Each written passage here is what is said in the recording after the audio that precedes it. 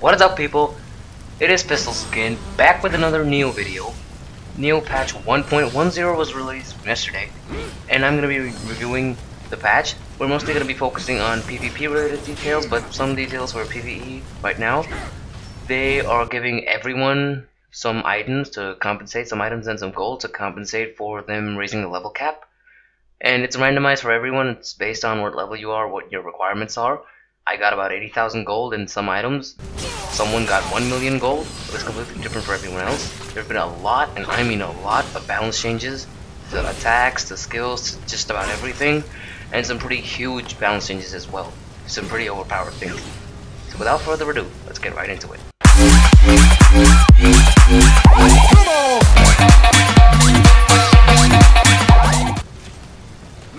Alright, so first off, let me just say, the Odachi has been buffed like crazy. They buffed the hitbox range on it, they buffed damage on a lot of the Odachi's attacks. It's crazy good now. This is all balanced by the fact that it's still quite slow, but they have buffed it in so many ways, it's actually impressive. It is still balanced because it's quite slow, but yeah, Odachi has been buffed like crazy. They're so much better now. And I absolutely love it. I use the Odachi, and as you can see in this video, I'm using the Odachi. I absolutely melt people. I melt 7 people with this. It's absolutely fantastic. Odachi is a lot better now. The next big thing with this update, Kunai have been nerfed. Finally. They do like 30 damage now. It's absolutely fantastic. It's so funny when you see someone who went to level 400 to make a specializing Kunai build, and they're just doing 30 damage per Kunai now. It's so much fun. And it also seems that they changed the netcode a little bit, because I was dodging Kunai from really close, like really close, walking like literally just next to the Kunai. I was able to dodge it. So just look at this.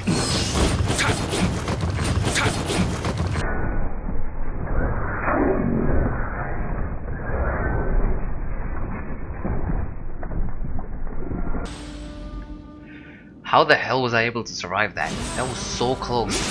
It really seems to me like they've done something to the netcode. It's not perfect. I mean, there's still lots of weird things that hit you that shouldn't be hitting you, and things that hit you after they should be hitting you. But I think they have done something to the netcode, because that attack was so damn close to me.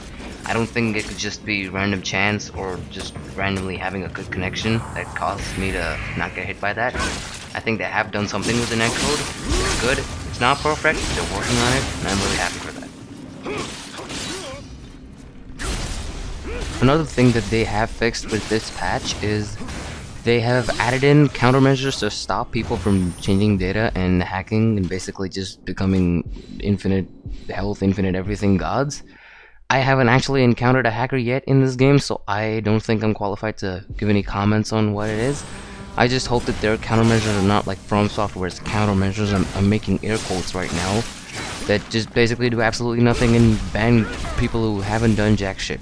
I just hope their countermeasures are better than that, and obviously if they're stopping hackers, it's good. Nobody wants hackers in the game, right? Okay, now I want to talk about what I think this patch leaves us with as the strongest build in the game. In my opinion, it is a Kusarigama build. I'm going to explain why that is right now. If you follow Dark Souls 3 PvP, you probably know who Neptune Sequester is. If you don't, then he's a Dark Souls 3 PvPer. He has a YouTube channel, I'll leave a link in the description. And he would probably be the best, one of the best, if not the best player out there right now, Dark Souls 3 PvP.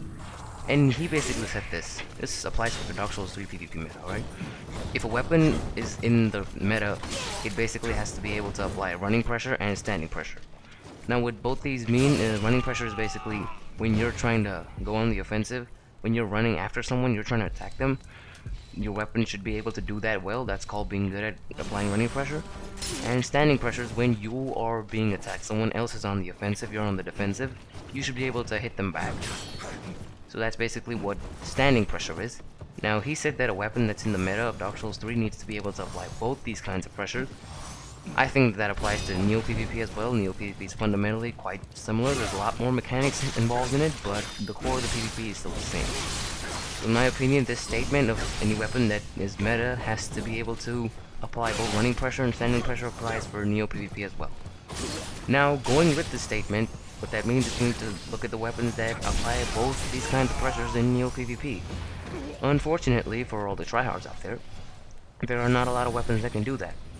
Most are only good at one kind of pressure, and in my opinion, the only weapon that can apply both kinds of pressure are Kusarigamas.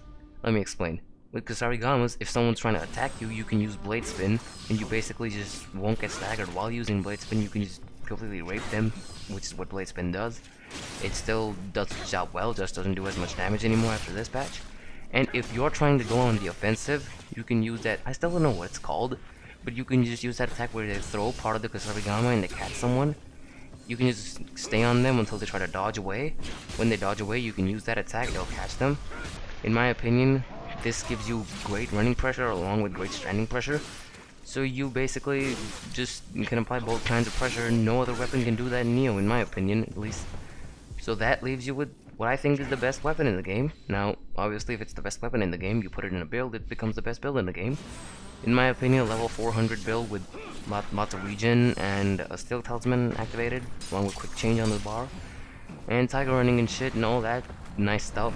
With the Kusarigama as the main weapon, and the Kusarigama should basically be maxed out in terms of damage, and it should have an element on it, because if it has an element on it, you can't even block it.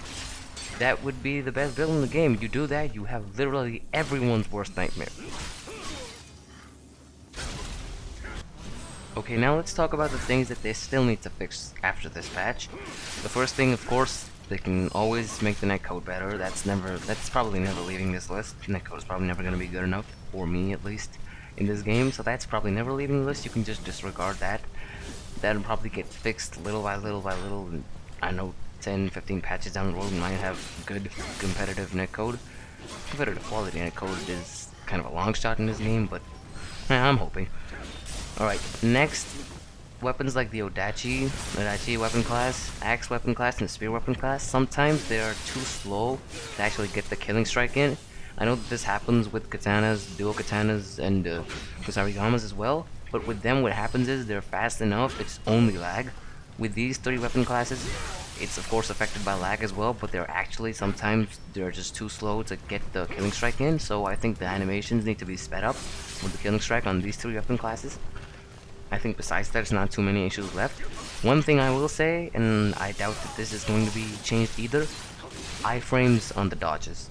I will not stop demanding these. These will make Nioh's PvP so much better. I know that we have some iframes right now, but they're honestly not enough to make a difference with the kind of lag that we have. We will need Dark Souls 3 kind of iframes if the netcode doesn't get a lot better. If the netcode actually gets to competitive level, then we don't need iframes, but that's not happening. So I will continue to say that we need more iframes on the rolls, on the dodges, in Nioh PvP. And that is also probably staying on the list forever. That's probably not going anywhere.